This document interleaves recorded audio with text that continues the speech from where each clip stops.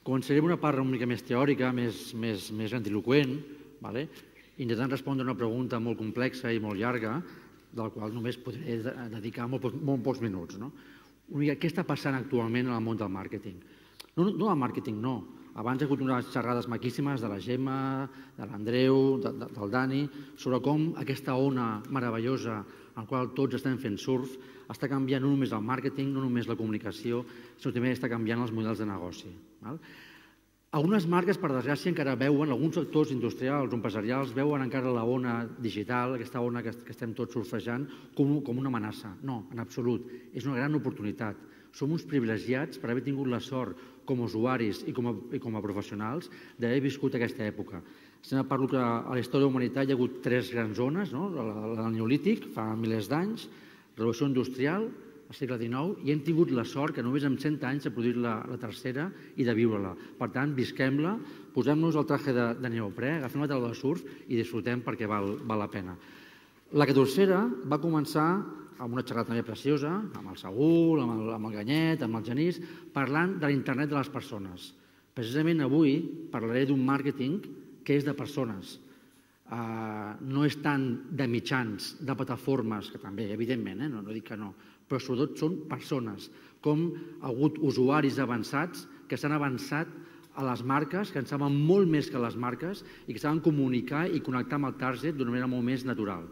Estem a l'internet del foment de la participació, de l'era de la cocreació. Si al segle XX el director de màrqueting volia que la creació de continguts d'una marca, controlar-la absolutament, ara el que busquem precisament és al revés. És una cocreació, és que els usuaris creïn continguts parlant favorablement, si pot ser, evidentment, de la nostra marca o de la nostra startup.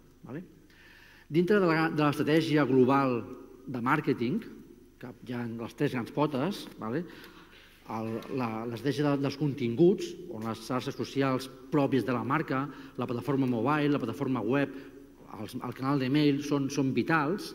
Què està passant amb aquesta part més owned media, que després em sembla que tu en parlaràs amb més profunditat, jo només la toco, la part de brand and content? Home, els algoritmes cada cop ens ho posen més difícil. Abans la meva pàgina de Facebook la veia un percentatge molt més elevat de gent que el veuen ara. El mateix a Instagram, el mateix a Twitter, o el mateix passa, evidentment, en Google, que té el seu algoritme, que fa que dificulta que els usuaris em trobin. Si aquesta part d'aquí comença a ser més difícil, com ho complementem generalment? Amb paid media. El Dani feia un exemple molt maco de com, a través de mitjans de pagament, una marca pot connectar amb el seu target. Jo parlo més de paid media en el sentit de social ads, de com connectar a través de plataformes socials, de YouTube, de Facebook, etc. Però hi ha una tercera pota que és fantàstica, que és la que a mi més m'agrada, la que més em motiva últimament a nivell professional. Crec que és on està realment la batalla, i on aquí els usuaris som els reis, i som nosaltres, usuaris, brand lovers, influencers, celebrities, etc., qui estem marcant la pauta.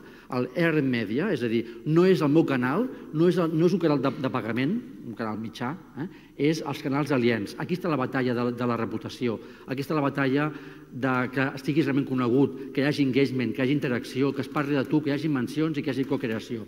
En aquesta tercera bola és on ara avui parlarem una miqueta de com anem. Molt bé, crec sincerament que avui és complicat fer una estratègia de màrqueting realment 100% eficaç només basant-se en uns continguts. És vital, és fer-ho, hem de fer-ho. Però què passa? Cada cop que ens vegin és més difícil. Tenir aquesta visibilitat cada cop és més complexa en els canals socials. Facebook al principi ens veiem molt i ara ens veuen molt poquet. Com comentava, la visibilitat depèn d'uns algoritmes que cada cop ens posen més difícils, menys màrqueting i més matemàtiques. I en canvi neix, com a contrapartida, un concepte molt maco que es diu confiança interpersonal. De sobte els usuaris diuen no marca, no confio en tu, perquè sempre em dius el mateix, que ets la millor, això ja ho sé, confio més en usuaris. El cas d'Airbnb és molt maco, perquè l'Andreu ens explicava com els usuaris puntuen, avaluen un cop jo he viscut l'experiència fantàstica d'Airbnb. Ens en fiem molt més als usuaris que de les marques. Les plataformes han fet el de sempre, dir que són les millors, les marques. Els usuaris som els que realment diem sí, però no, o sí, però sí, o sí, però molt, o sí, però poquet. I aquesta confiança interpersonal és el que està fent, per mi, que el màrqueting d'influencers, el màrqueting de persones, el màrqueting d'usuaris estigui tenint tanta força actualment en el global de màrqueting digital on i off. Els anunciants s'enfronten a nous reptes, com arribar al muntatge d'objectiu, com guanyar credibilitat, com puc utilitzar les xarxes socials per guanyar ROI, per tenir un rendiment també econòmic, evidentment. Bé, per fer-ho fàcil, allò típic dels 3 passos, 5 passos o 10 passos, sempre va bé i sempre és maco. Anem a explicar 3 passos per treballar en màrqueting d'influencers.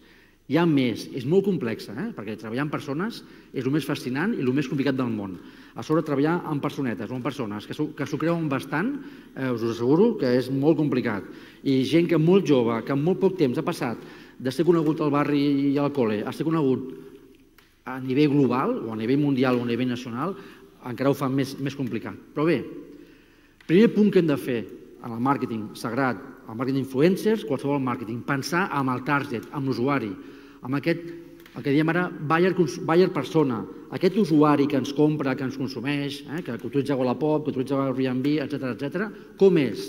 Tenim-ho ben clar, perquè a partir d'aquest usuari, de centralitat d'usuari, el que faig és intentar entendre, adivinar, estudiar, analitzar què està mirant, què està consumint en el món del màrqueting digital, quins continguts, quins canals, quines persones són els seus referents. Evidentment, i això també es pot parlar del SEO i de com analitzo el SERP, quines pàgines de resultats em trobo quan estic analitzant els canals o els canals d'aquests influencers. Molt bé, com ho fem? És molt complicat, perquè fer-ho bé és complicat, fer-ho malament, com sempre, és molt més fàcil. Però per començar, de cada un dels influencers, comencem a analitzar, per exemple, el look and feel, no el propi, que també, evidentment, sobretot el look and feel dels seus continguts a Instagram o a YouTube o a Twitter o al canal que sigui. Analitzem molt bé el look and feel que crea. Vital, importantíssim, la quota de conversa, el nivell de participació, l'engagement. Per desgràcia, les marques, quan volen treballar en màrqueting d'influencers, el primer KPI que miren, i ho entenc, però no és l'important, sempre defenso jo, és el volum de seguidors. No, jo vull algú que tingui 100.000, 200.000, 1 milió de seguidors a Instagram, perquè ja comencem a parlar de milions. Doncs no, sí, però no. M'interessa molt més l'engagement. Si tinc 100.000 seguidors i tinc un engagement molt alt, m'interessa molt més aquesta persona que algú que tingui 600.000 i un engagement molt més baix.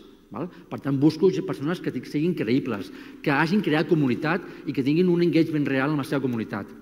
Anem a veure aquesta exposició del potencial d'audiència que té, evidentment. Quin eco, que a vegades que ell diu, opina, es genera conversa, es fa eco, es fan retuits, això genera conversacions a altres canals socials, genera opinió, la crea, és realment un líder d'opinió. També important, evidentment, analitzar la part de xarxes socials actives, és a dir, hi ha influencers molt forts a Instagram, molt forts a Twitter, alguns cada cop més forts a totes les xarxes socials, uns especialistes en blogs, altres en YouTube, que de YouTube després passen a Twitter i també ho peten, per dir-ho manera, però evidentment actuar molt bé a quines xarxes socials són més actius per impactar amb el target que jo estic buscant, quins interessos tenen o quins territoris de continguts. Hi ha influencers especialitzats en viatges, en gastronomia, en contingut tecnològic, en internet de les coses, etc. Doncs he de buscar aquest influencer amb aquest look and feel, amb aquesta quota de conversa, d'engagement, amb aquestes xarxes socials actives, amb aquests temes d'interès, i un punt també molt important, com es relaciona amb altres marques. I això ho hem vist tots, influencers que avui fan una fotografia amb una marca d'ulleres de sol, demà amb unes altres i demà amb unes altres. Això no m'interessa. Aquest no és el camí. M'interessa algú que agafi unes ulleres de sol, perquè se les creu, i que me'ls defensi amb freqüència. El Dani es parla molt bé de la freqüència. El mateix que hi ha l'imprescindible de la freqüència a mitjans offline, perquè jo me'n recordi d'aquesta marca, necessito que l'influencer em doni freqüència de la meva marca, no de 5 marques competidores. Per tant, la seva gestió que fa aquest influencer de les altres marques, per molt que tingui 50 bilions de seguidors en el món, no m'interessarà, perquè no em generarà la credibilitat que jo necessito, no generarà la confiança en el meu producte, en la meva marca, que jo necessito i defenso. Molt bé. Primer punt, com els escollim, com els seleccionem, com treballem amb ells. Segon punt, molt bé, ja he decidit, ja hem triat una shortlist de 4, 5, 10 influencers que volem treballar amb ells. Com estableixo aquesta relació? Són persones difícils, alguns molt difícils, però haurem d'aconseguir, sobretot, plantejar-los alguna cosa que sigui un win-win. Aquest win-win, guanyar per la marca, guanyar per ell, per tots, això si voleu després en parlem, és molt fàcil, els hi pago, i cada cop em demanen més diners, altres pot ser a canvi d'experiències, altres pot ser a canvi de visibilitat, altres pot ser a canvi de producte. Hi ha moltes maneres d'establir una relació guanyadora entre marca i influencer. És cert que fa el 2014 es pagava molt menys, i la transacció econòmica era menor, i cada cop més la transacció econòmica acostuma a ser més alta. Us parlaria de campanyes d'influencers que s'han hagut de pagar més de 100.000 euros a un influencer perquè parli, per exemple, d'un joc en el seu canal de YouTube. Evidentment, per què la marca paga més de 100.000 euros a un youtuber perquè parli d'un joc? Perquè es troba que el CPI, el cost per instal·lació, és més barat interactuant amb aquest influencer que no fent una campanya tradicional, entre cometes, enfocada a cost per instal·lació d'una aplicació de joc a una marca. El nivell de prescripció que té aquest usuari en el món dels jocs és tan alta que permet ja fer inversions fortes amb influencers. El mateix en el món de lifestyle, marques que ja inverteixen 70.000 euros, per exemple, en una ambaixadora de marca, després parlarem d'ambaixadors de marca, campanyes que els quals ja ens demanen 20.000 euros per actuar en una campanya, per fer un dia una acció concreta ens poden demanar 6.000 euros. És un món que s'està creixent molt ràpid, s'està professionalitzant i això, evidentment, també requereix d'una manera complexa de gestionar-ho. Però si no hi ha aquest benefici mutu, que no només ha de ser econòmic, que pot ser d'experiències, pot ser de producte, pot ser d'audiència, jo t'ajudo també a tenir més audiència, sense aquesta relació win-win, la relació es complica moltíssim. Hem d'establir una relació amb l'usuari, hem de fer el nurturing, és a dir, hem de fidelitzar-lo, hem d'aconseguir que es senti còmode amb nosaltres, aquesta relació és bona per les dues parts, i després establir un pla de col·laboracions, un pla relacional, si és necessari, i establir plans relacionals amb influencers perquè estiguin vinculats a la marca d'una manera duradora i fiable. Molt bé, el tercer gran punt, això és un negoci. El màrqueting és per vendre, per aconseguir clients, no ens enganyem. Fem awareness i m'encanta fer awareness, però finalment la marca ha de vendre o ha de tenir usuaris actius. Això va de clients, no va d'altra cosa. Clients, usuaris. Molt bé, doncs definim uns KPIs. Quin serà el KPI que faré, que m'adiré jo com a èxit la meva campanya? Pot ser l'abast, el tràfic, l'engagement, si vaig amb uns KPIs més d'awareness, de comunicació, o uns KPIs purament de negoci, CPA, cost per adquisició d'un client, CPI, cost per instal·lació, CPL, cost per lead, el sentiment més vinculat a l'engagement, però hem fet campanyes d'instal·lació que ens han funcionat molt bé, o campanyes de generació de leads que han aconseguit captar una part important de la comunitat d'un influencer portant-los a una landing on es registren. Són maneres alternatives i molt bones d'aconseguir també KPIs de negoci. Aquest KPIs més d'engagement, que després parlaràs tu amb més profunditat, dels likes, dels comentaris, del share, de la cocreació com a gran objectiu final, amb quin sentiment, amb quines mencions, quin ús s'ha fet del hashtag de campanya, etc.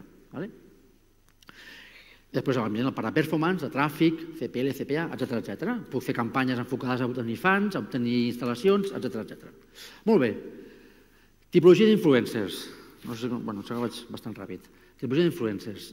Hi ha moltes tipologies, hi ha una associació als Estats Units que s'ha atrevit ja a començar a marcar, n'hi ha més en el mercat, inclús més complexes, com que tenia poc temps he dit anem per feina i agrupem-ho en 5 grans grups. Hi ha més categories, però ja parlem de l'advocate, parlem dels ambassadors, parlem del citizen, del professional o del celebrity. Però jo soc un advocate de Wallapop, o d'Airbnb també, soc un advocate de les Aules Múnich, és a dir, soc un brand lover.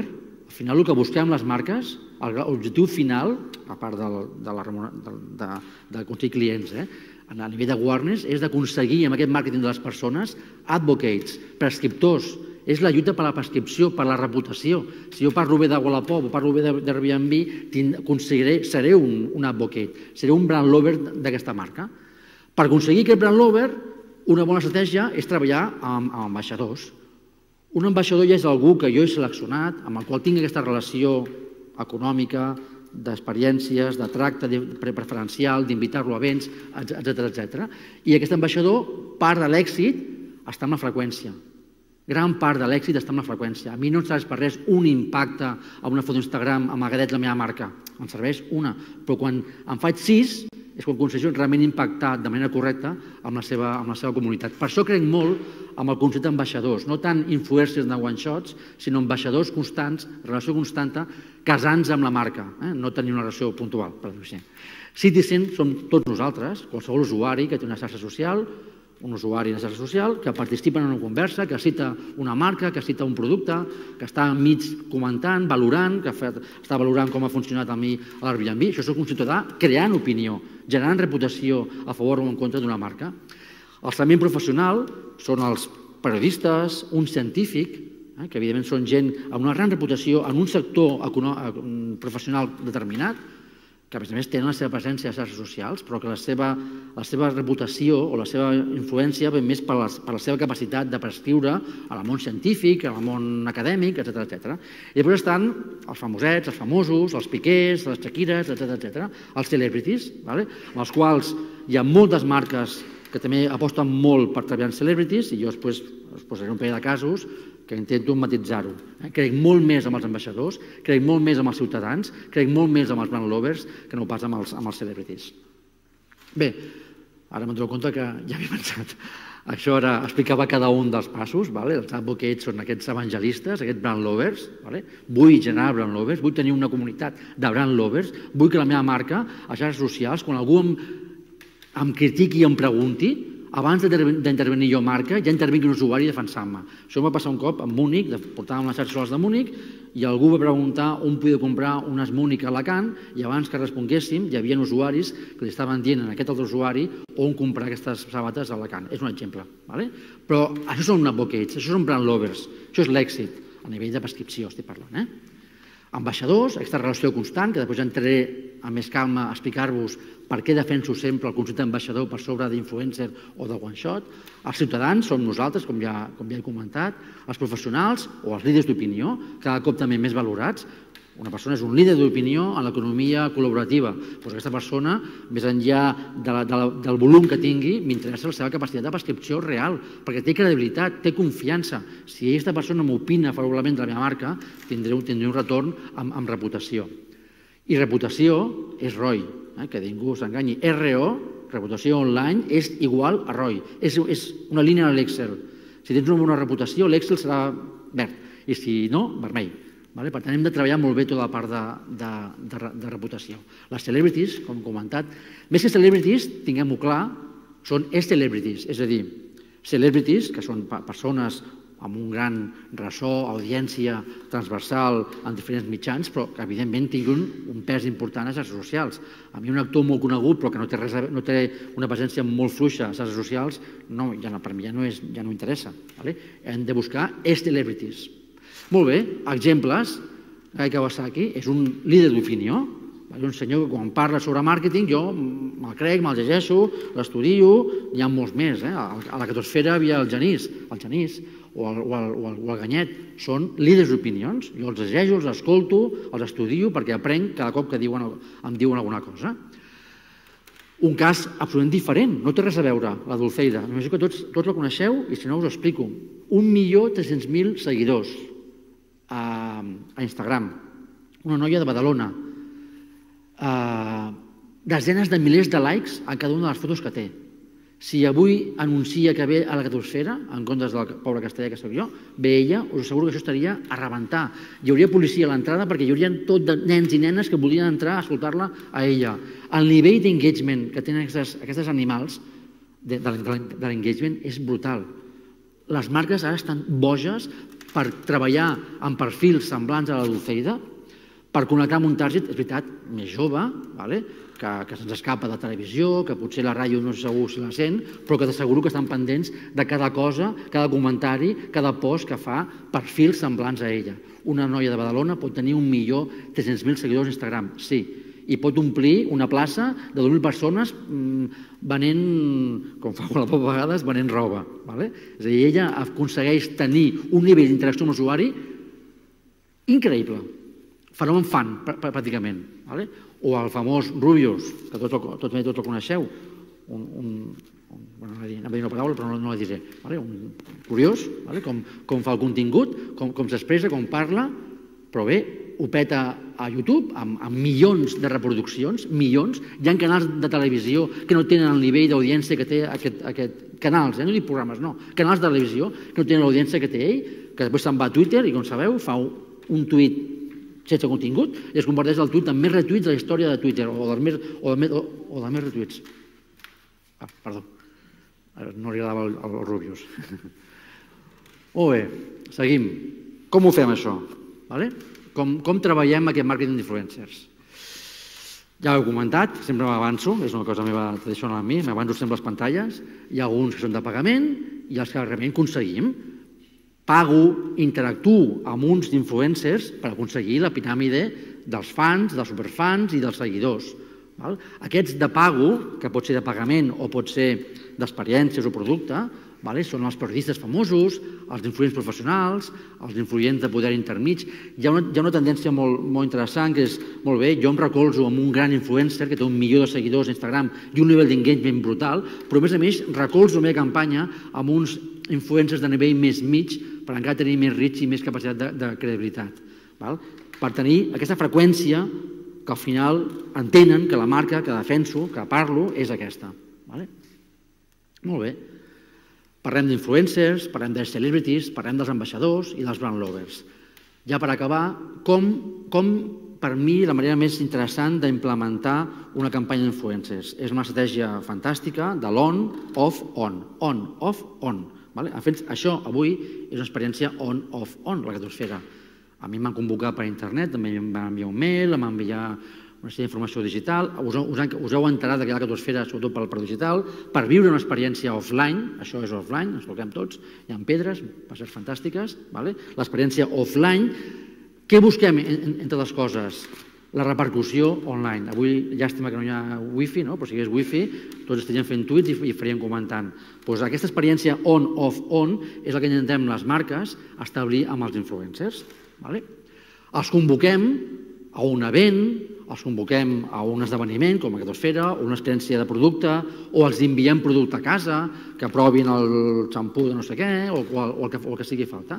Aquesta experiència, per fer-ho correcte, s'ha d'anar repetint, ha de generar freqüència.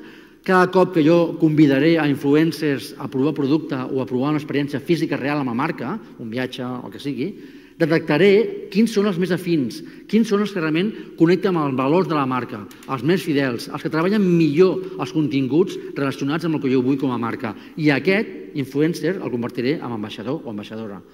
I al següent esdeveniment ja el convidaré perquè sigui aquesta freqüència.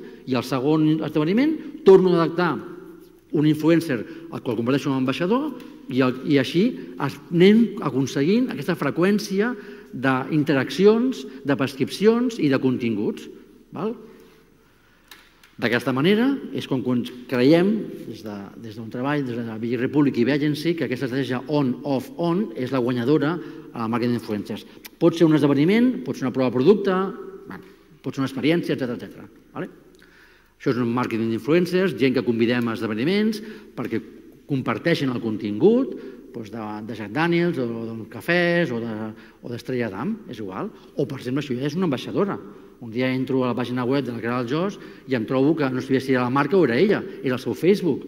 Mai li hem pagat res, li hem donat producte i experiències. I ella ens ho torna treballant d'aquesta manera la marca, posant-se a dormir amb el vino. O el cas diferent, el cas més famós del màrqueting d'influencers, el coneixeu tots, però m'agrada comentar-lo. El tuit amb més RTs de la història, també em sembla, 2,5 milions o més de 2,5 milions de retuits. La Helen, ara fa 3 anys, a la cerimònia dels Oscars, amb un Samsung, va fer un selfie. Això és fascinant, perquè a partir d'aquí tots ens hem fet selfies, jo m'acabo de fer un aquí ara, tots hem fet selfies, es va convertir en un fenomen social, mundial, amb celebrities, amb gent molt important. No es pot fer una foto, em sembla que hi hagi més celebrities que aquesta. Va ser un èxit.